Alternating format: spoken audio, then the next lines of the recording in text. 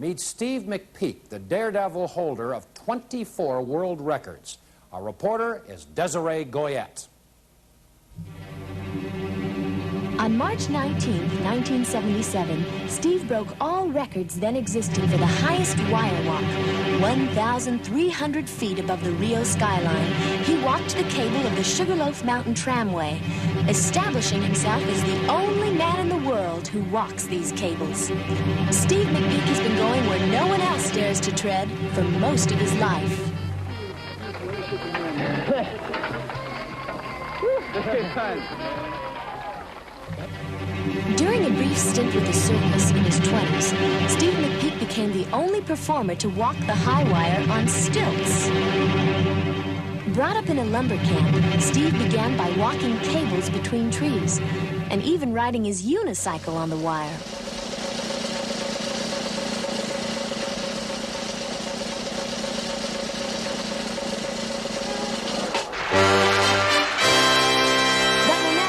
Great he was, the world still didn't take notice. So Steve began a series of illegal walks.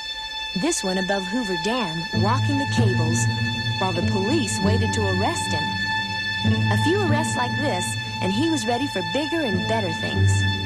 After walking the cables across the Hoover Dam, I was presented with a problem of what could I do that would be more spectacular.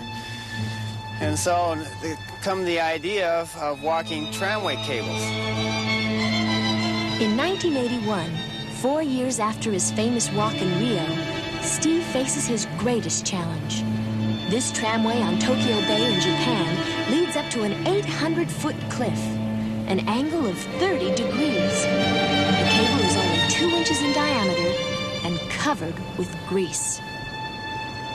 Sometimes, like in Rio de Janeiro, I had to clean the grease off the cable. But like in Japan, where it was very cold climate, the grease acted as more of a tarry substance. The particular type of grease that I use is very, very gummy and very tarry, so that it provides traction. I could walk maybe 500-600 feet before I had to sit down and put more grease on my feet. 2 days before I did the walk, a big hurricane came off of the ocean, and so the winds would be whirling and twisting. And then as I got up to the first mountain peak, it was more of a straight-on, hard-blowing wind. And then as I walked out into the middle of the second section, the winds would hit the bluffs, and so I'd have updrafts and downdrafts. And then not only counting the helicopter overhead and the big funnel of wind that hits you. It was quite an experience. I always look about 3 feet in front of me. Because of the nature of the way the cable is moving and bouncing up and down all the time, I have to be aware of exactly how I'm placing my feet. What is really happening is that I'm transmitting the energy or the motion that's going through the cable out through this balancing pole.